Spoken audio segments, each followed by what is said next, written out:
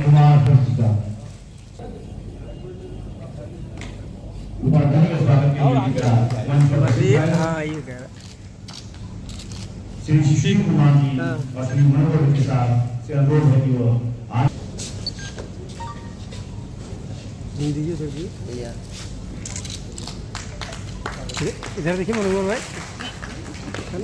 श्री श्री योगेश यादव जी से अनुरोध है कि वह श्री शाही जी को रोज स्टिक देकर उनका स्वागत करें। श्री गजेंद्र त्रिपाठी जी और श्री योगेश यादव जी कार्यकारी प्रेस क्लब गोरखपुर,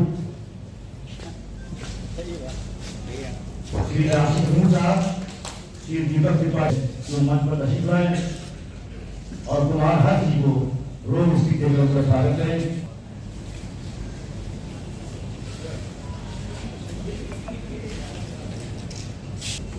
श्री अफरुद्दीन साहब और श्री अजीत यादव जी, भैया देखिएगा अरुण सिंह मुन्ना जी और हाजी अहमद खान साहब से अनुरोध है कि श्री मुक्ता जी को डिस्ट्रिक्ट देकर अंदर स्वागत करें। हाईकोर्ट के अधिवक्ता विद्वान अधिवक्ता श्री अनुराग राय साहब, श्री प्राथमिक शिक्षक श्री मुकेश जी से अजीत यादव साहब और अफरुद्दीन साहब से अनुरोध है।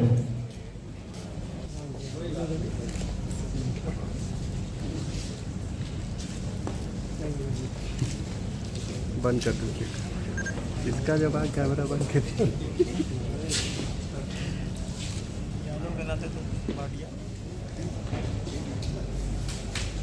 ये स्वागत उनके आपका माता पिता को आना चाहिए, वो भरपूर होना चाहिए।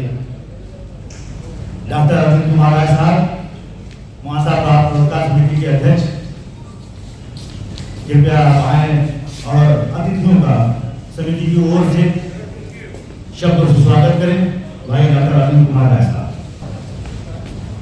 मान्यता प्राप्त पत्रकार समिति की तरफ से मैं आप सभी का स्वागत करता हूं, वंदन करता हूं, अभिनंदन करता हूं। मान्यता प्राप्त पत्रकार समिति ने एक कार्यक्रम का मन बनाया। हमारे कुछ साथियों ने विचार किया कि जो वर्तमान परिदृश्य में जो कुछ भी हो रहा है, हम लोग पत्रकार साथियों के लिए उनको केंद्र बिंदु में रख करके आयोजन करें। हमें अपने सीनियरों से सीखने का मौका मिले, जो नई व्यवस्था में नए बदलाव हो रहे हैं उसको सीखें, उसका इस्तेमाल करें। हम लोगों ने कोशिश की कि एक कार्यक्रम आयोजित हो, तो मान्यता प्राप्त पत्रकार समिति की तरफ से विषय पर एक कार्यशाला आयोजित की गई। हमने एक कोशिश की कि चूँकि यह आयोजन पत्रकारिता से जुड़ा है, हमारे पत्रकार साथियों के लिए है, तो हमारे बीच में ऐसे वक्ता रहें जो पत्रकारिता से जुड़े हों, जिनका कर्म पत्रकारिता रहा हो, जिनका धर्म पत्रकारिता रहा। हमने एक कोशिश की और इसे ध्यान में रखते हुए हम लोगों को पत्रकारिता के कर्म धर्म में लगातार पत्रकार धनी भाग परिचित है, इसी को जिए हैं। धन्यवाद।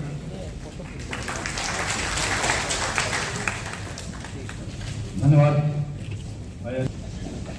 हमारे बीच महापौर डॉक्टर मंगलेश श्रीवास्तव जी, आज मंगलेश जी का मान्यता प्राप्त पत्रकार समिति की ओर से हार्दिक स्वागत करते हैं और अनुरोध करेंगे पूर्वांचल पत्रकार एसोसिएशन के अध्यक्ष भाई जेपी गुप्ता साहब।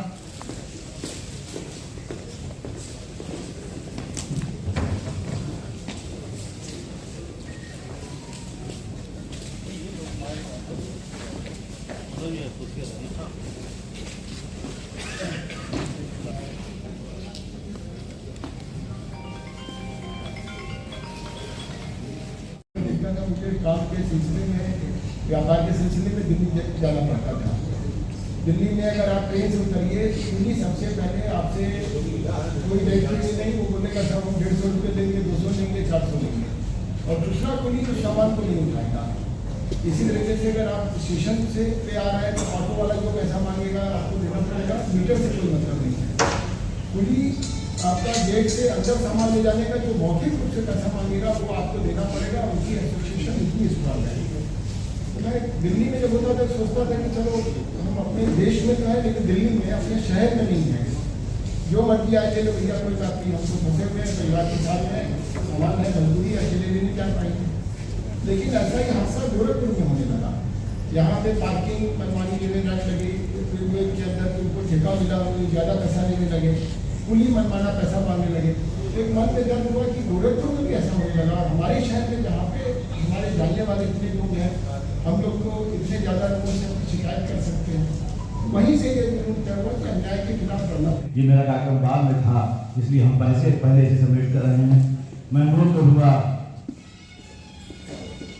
पार्षद और पत्रकार हमारे साथी श्री अजय राय साहब से, पार्षद श्री जयाउल इस्लाम साहब से और प्रेस क्लब के पूर्व अध्यक्ष आदरणीय एसपी सिंह साहब से, अगर मेरी आवाज़ सुनाए मंच पर तशरीफ लाएं।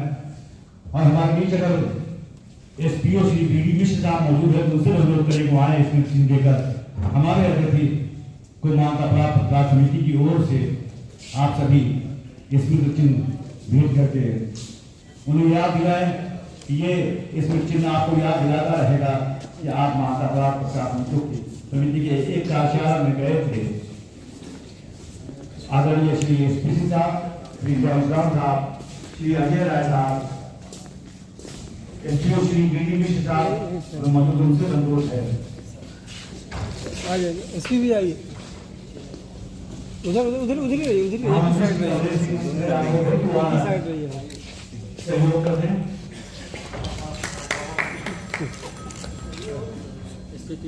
हमारे धन्यवाद से श्री अनिल जी, इब्राहिम शमशाद मलिक साहब, फिरोज अहमद साहब, डॉक्टर इम्तियाज साहब, वरिष्ठ पत्रकार श्री आजील यादव साहब, श्री निदेशक साहब और आनंद चौधरी साहब, मोहम्मद अली साहब, संजय शर्मा साहब, शिवहर द्विवेदी साहब, फैयाज अहमद साहब और मौजूद हैं। हम माता साहब राष्ट्र की ओर से इनका भी हार्दिक स्वागत करते हैं। आपके बीच में हर आयोजन में जिससे जुड़ते रहे हैं, उनका भी ऐसे व्यक्ति हैं जो हमको लगता है कि पत्रकार साथियों के लिए उतने जुड़ाव के उनके संबंध पर हर पत्रकार से नहीं रहे, लेकिन जो पत्रकार उनसे एक बार जुड़ा है वो उनसे जरूर मिलना चाहता है, क्योंकि शायद इसकी एक खासियत रही है कि इनके साथ रहते हैं, उनके लिए हर तरह से खड़े रहते हैं, और यही वजह है कि उनके साथ एक काफिला रहता है। जहाँ जाते हैं तो लोग उनके साथ बिना सोचे बिना संकोच से उनके साथ चल देते हैं। मैं आदरणीय साहिब जी का स्वागत करता हूँ, अभिनंदन करता हूँ। और इसके लिए तब हम लोगों को जो पत्रकारिता में कुछ लोगों के नाम प्रभावित करते थे, डॉक्टर हर्ष जी ने कोई व्यक्ति कितनी बार भी सूचना मांग सकता है, आप ये नहीं कर सकते, और कोई कारण भी बताना जरूरी नहीं है। लेकिन गुजरात के राज्य सूचना आयोग ने एक अलग ही प्रयोग किया कि उसने 10 लोगों को बैन कर दिया, कहा कि आप सूचना नहीं मांग सकते, क्योंकि वो ये कहा कि ये लोग बहुत ज्यादा सूचना मांग रहे हैं और इसका दुरुपयोग कर रहे हैं एक दूसरा आरोप।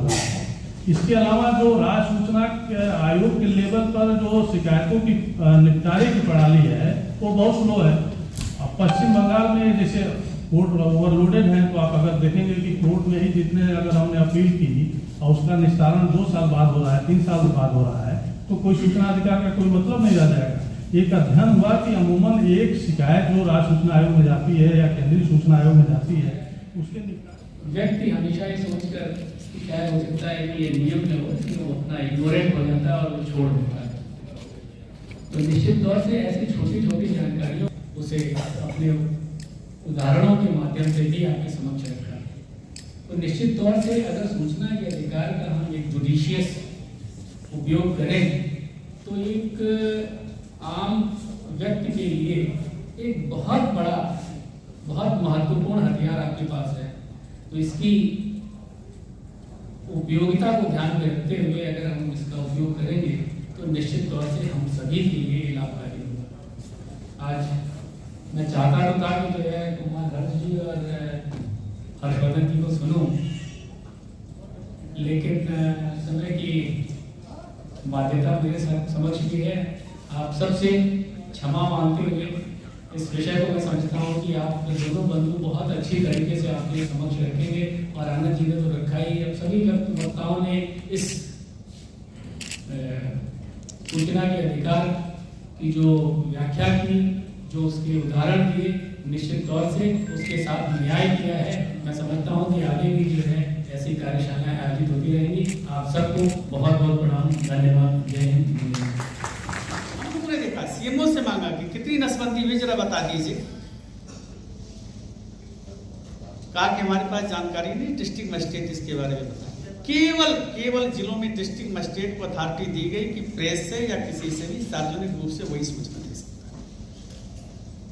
नसबंदी की सूचनाएं भी गोपनीय सूचनाएं, ये कहते हुए लगातार काम होता रहा।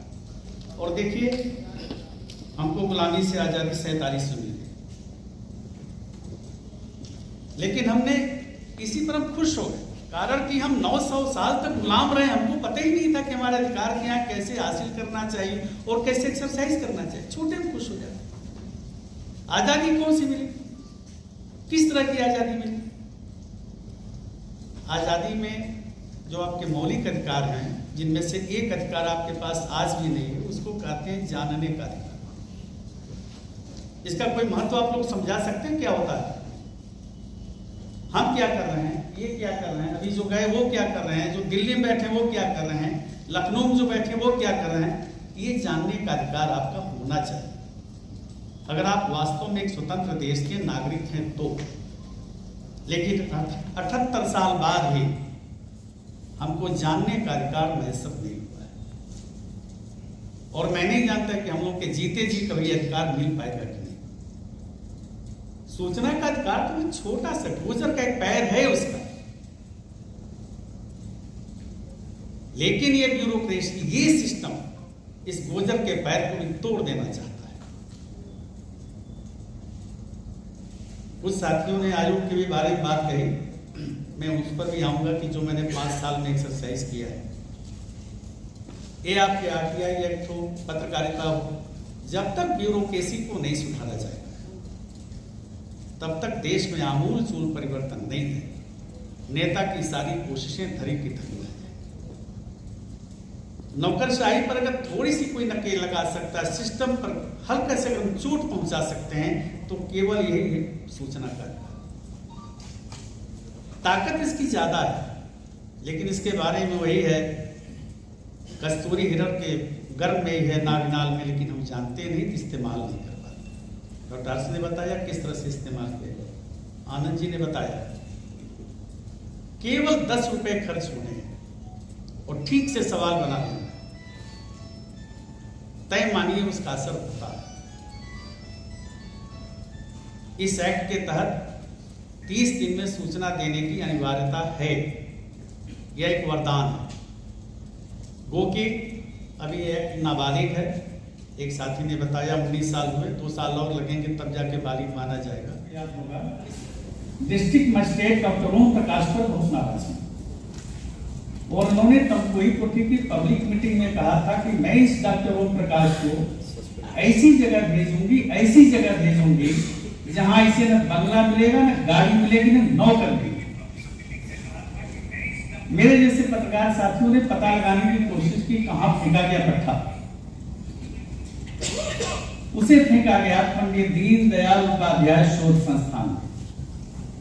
गाड़ी भी मिली, बंगला भी मिला, नौकर भी मिला, ठाट बात शाम में कोई कम नहीं। यही पूरी बात, यही सिस्टम प्रधानमंत्री को कहते हुए 10 साल हो गए, हमारे मुख्यमंत्री को 2 बातें कहते हुए, मैक्सिमम गवर्नेंस और 0 टॉलरेंस भ्रष्टाचार, 7 साल। मैं नहीं समझता कि इसके लिए प्रमाण दिया जाना चाहिए कि सिस्टम कैसा काम कर रहा है। तहसीलों में, थानों में, ब्लॉक पर, जिला मुख्यालय पर, विभिन्न विभागों में आम आदमी के साथ जो व्यवहार होता है वो अभी भी बहुत सारी शुद्धियों की, बहुत कठोर इलाज की या सर्जरी की मांग करता है। ऐसा चल क्यों रहा है? अंग्रेज हमारे ऊपर शासन कर रहे, वो एक्टिविस्ट नहीं है, वो सूचना का दर्द नहीं जानते, इसीलिए परेशान नहीं। मेरे पास एक लखीमपुर के एक दीनहीन जनाब आए, मैंने पूछा क्या बात है, लोग के कपड़े लत्ते से फिर किया कि हाँ ये काफी निर्बल वर्ग के। उन्होंने बताया चंदा करके पैसे लेकर के बस से आए। उनकी पीड़ा ये थी कि उनके घर में 7 लोग थे और राशन कार्ड 3 ही लोगों का बना था, क्योंकि हमारे पेट खाने भर को हमको राशन नहीं मिलता। संयोग से वहां के आपूर्ति विभाग के अधिकारी भी आए थे, पीसीएस के सीनियर। हमने क्या किया जाए इससे, ऐसा आप देख लेंगे, क्यों तो हम लोग 70-75 साल से देख रहे हैं, आज क्या देख सकते हैं। ये लग रहा कि आपके सिस्टम पर तमाचा है, ये लग रहा कि चीफ मिनिस्टर की घोषणा पर एक बहुत बड़ा सवाल है। हम मुंह दिखा पाएंगे? ये सरकार केवल निर्बलों के लिए काम कर रही है और ये इसकी हकीकत है। सर अगली सुनवाई हम ना सर शुक्रवार तक हमके 5 दिन बाद आइएगा, नहीं तो हमसे पेनाल्टी लेकर जाए। आपके हाथ में था कि आप सूचना नहीं देंगे, मेरे हाथ में मैं आपको पेनाल्टी दे सकता। ये आप पर तय है कि आप क्या लेना चाहें। और 24 घंटे के अंदर मैंने कहा कर लीजिएगा तो व्हाट्सएप पे भेजिएगा। पहली बार मैंने किसी को अलाउ किया, अपना व्हाट्सएप नंबर दिया, पूरे परिवार के साथ तो नाम आ। लेकिन ये फिर मैं कहना चाहूँ, नौकरशाही तभी कोई काम करेगी जब उसको अपने नुकसान तक आए, और वो नहीं कर रहे। आप घेरेंगे तो आपके पैरों में गिर जाए, उसके बाद फिर तन के खड़ी होकर 2012 तक किन किन विश्वविद्यालयों ने किनको मानद उपाधि से विभूषित किया। 160 यूनिवर्सिटीज या संस्थानों के जवाब आए, 184 ने जवाब नहीं दिया। 6 माह की अवधि इन 160 यूनिवर्सिटी या संस्थानों ने 2000 मानद उपाधियां बांटी थी, जो 1400 लोगों को दी गई। यानी उसमें कुछ लोग ऐसे थे जिनको कई बार दिया। लेकिन जब इसका विश्लेषण आया तो वो बहुत चौंकाने वाला। ये ज्यादातर ऐसे लोगों को दिए गए जो इन्फ्लुएंशियल लोग थे, जिससे आपका सीधा फायदा हो सकता है। जैसे लॉ कॉलेजेस ने या लॉ यूनिवर्सिटी ने जजेस को मानद उपाधियां दी, विश्वविद्यालयों ने नैक के चेयरमैन को दी या उसके सदस्यों को दी। बहुत इसमें 2 राष्ट्रपति थे, 2 राष्ट्रपति को उन्होंने दिया, जबकि वो केंद्रीय विश्वविद्यालयों के चांसलर, उनको नहीं लेना चाहिए, पर उन्होंने दिया। तो ये जब एक विश्लेषण आया और ये भी पता चला कि जैसे एक साहब थे नैक के चेयरमैन थे गोवर्धन मेहता साहब, जो स्वयं वाकई पीएचडी हासिल कर चुके थे पूना यूनिवर्सिटी से, लेकिन वो 18 बार उन्होंने मानद पीएचडी उपाधि ली। लोग उनको इसीलिए बुलाते थे कि हमारे यहाँ का नैक कौन था।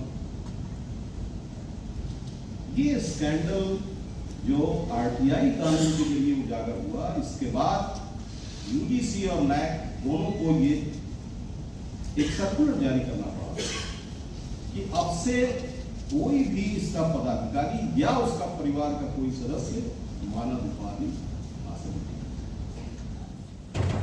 कि तुमने कहा ही नहीं हालात बदल सकते थे, मेरे आंसू तेरी आंखों से निकल सकते थे, तुमने अल्फाज की तासीर को परखा ही नहीं, नरम लहजे से पत्थर भी पिघल सकते थे। और लहजे से पत्थर की को पिघलाने को करने वाले हम सबके बड़े भाई आदरणीय श्री कुमार हर जी से अनुरोध करूंगा जो तशरीफ लाए, डॉक्टर कुमार हर जी।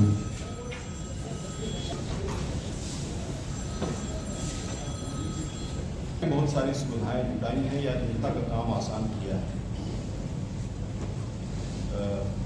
श्री आनंद गुप्ता जी इस कार्यशाला के शुरुआती वक्ता और गोरखपुर में भी आरटीआई आंदोलन के शुरुआती कार्यकर्ताओं में से एक भाई मनोज कुमार सिंह जी। इस कार्यक्रम के आयोजक और मान्यता प्राप्त पत्रकार समिति के अध्यक्ष डॉक्टर अरविंद राय जी, उनकी कार्यकारिणी, इस सभागार में उपस्थित सभी पत्रकारगण, जनप्रतिनिधिगण, इस कार्यक्रम का संचालन कर रहे भाई शुक्रिया जी। मैं सबसे पहले ये स्पष्ट कर देना चाहता हूँ कि मैं बहुत कम बोलूँगा, और ऐसा दो वजह से होगा।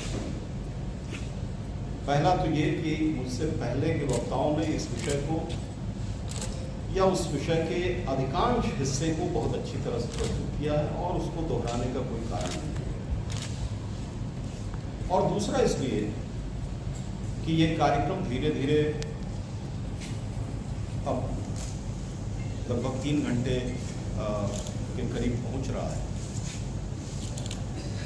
बदलते जमाने के साथ आदमी के भीतर बहुत सारे जेनेटिक बदलाव होते हैं, डॉक्टर साहब जानते हैं। तो एक ज़माना था कि लोग दिन दिन भर मेला और नुमाइश में घूमते थे, फिर उसके मनोरंजन के साधन बदले, वो 3 घंटे की पिक्चर जाने लगा, फिर वो आधे घंटे के टीवी सीरियल देखने लगा, फिर आधे घंटे के टीवी सीरियल में एक बार ब्रेक आने लगा, न्यूज़ में भी 10-10 मिनट पर ब्रेक आने लगा। अब लोग रील देखते हैं 10 सेकंड की, 12 सेकंड की, 15 सेकंड की, और उनका धैर्य उस पर भी काम नहीं करता जवाब देना। तो ऐसे में 2-3 घंटा सुनना ये श्रोताओं पर जाती है, और इसलिए मैं बहुत संक्षेप में अपनी बात करूँगा। शाही जी उस अदालत में न्यायाधीश के रूप में रहे हैं और 6 साल तक रहे, जहाँ पर इस तरीके के जो प्रार्थनाएं हैं जो निचले स्तर से शुरू होती हैं और अनसुनी रह जाती हैं, वो अंत में उस अदालत तक पहुँचती हैं और उस अदालत में उनके साथ न्याय करने की, इसलिए उनके पास भी बताने के लिए इसके बारे में सचमुच बहुत ठोस बात है। और मैं ऐसा कोई प्रैक्टिशनर नहीं, मैं इसीलिए मैंने अपने हिस्से का काम ये चुना कि जो शीर्षक है पत्रकारिता और सूचनाकारिता है, इसके बारे में मैं संक्षेप में 2-4 बातें कहूँ, जिससे आपको एक चीज तो स्पष्ट हो ही जाएगी कि पत्रकारिता में सूचना का अधिकार कितना कमाल कर सकता है।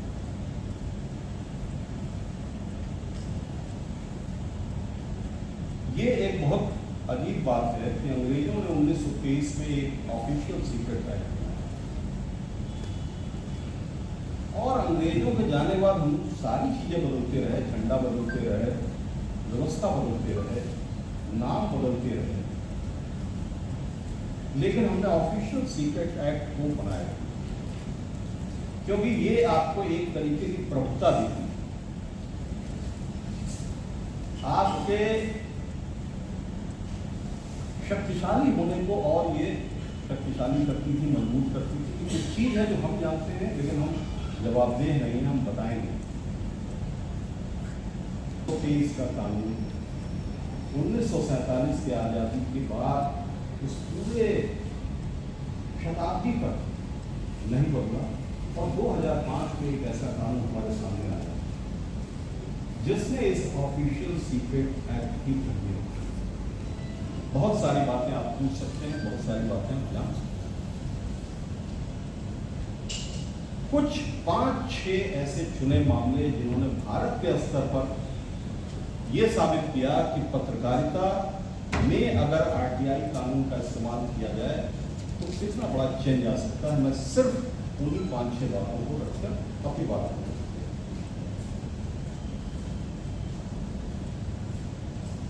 आप सब जानते हैं कि विश्वविद्यालय या बड़े संस्थान अपने दीक्षांत समारोहों में, कन्वोकेशंस में कुछ लोगों को मानद उपाधियां देते हैं, ऑनरेरी।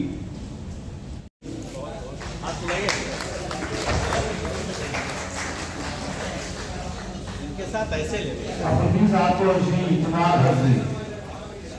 आप प्रदेश में मैं लोग के लिए आप सवाल कलाकार में उपस्थित हैं। कार्यक्रम का संपन्न होने वाला है। को स्पीच देने के बाद बैठ जाए, तस्वीर रखिए आप। अभी को स्पीच देना है। श्री हरभजन शाही जी से अनुरोध है कि वो हमारे बीच मौजूद प्रेम द्विवेदी जी को आरटीआई के तहत सवाल पूछते रहेंगे और वो याद रहे उनको कि शाही जी ने जाकर हर किसी से अनुरोध करेंगे कि वो श्री मनोज कुमार सिंह जी को इसी काम के लिए स्मृति देंगे कि वो अपनी इस एक्टिविस्ट जो गतिविधि है उसको बरकरार। शाही जी हम जान रहे थे कि इसी क्षण वो हम लोग को क्यों दे रहा नहीं अगर मेरी आवाज सुन रहे हो प्रवीण कुमार जी और सुभाष गुप्ता जी तो बेटा यहाँ आए हैं और श्याम भाकर सिंह शाही जी का इसके लिए जरूरी कोढ़ा भी मिला जाएगा। आज आप नहीं चलेगा पत्रकार और मिश्र जी और कृपया मंच पर तशरीफ ले आए। कपिल श्रीवास्तव जी मेरी आवाज सुन रहे हो कृपया आए। कुमार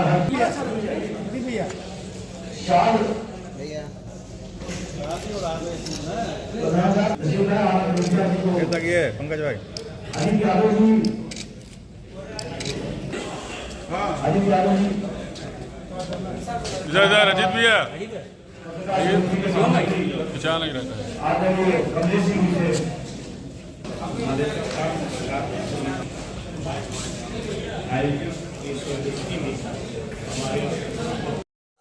कार्यशाला था। मान्यता प्राप्त पत्रकार समिति जो है वो पत्रकारों के लिए इस तरह के कई कार्यशालाएं आयोजित कर रही हैं। तो अभी जो नवीनतम कानून आए थे उसके बारे में इसके पहले कार्यशाला हुई थी और आज राइट टू इन्फॉर्मेशन के बारे में कि पत्रकार कैसे राइट टू इन्फॉर्मेशन को यूज करके जनता के हित में, समाज के हित में खबरों को सूचनाएं निकालें और फिर उनको अपने खबरों का हिस्सा बनाएं। तो आज इस पर जो लोग बोलने आए थे, पूर्व राज्य सूचना आयुक्त हर्षवर्धन शाही थे जो खुद पहले पत्रकार रहे हैं, तो उन्होंने बहुत सारी जानकारियाँ दी कि आरटीआई का किस तरह से उपयोग हो रहा है, सूचना आयोग में जो अपीलें जाती हैं उसका निस्तारण कैसे होता है। तो एक तो आरटीआई कानून के विभिन्न पहलू जो हैं, क्योंकि अब 19 साल हो रहा है, अगले साल उसके और इस देश में पत्रकारों ने आरटीआई का उपयोग करके बहुत सारे करप्शन उजागर किए हैं, लोगों के हित में नए कानूनों को, नए नियम कानून बनाने को मजबूर किया है।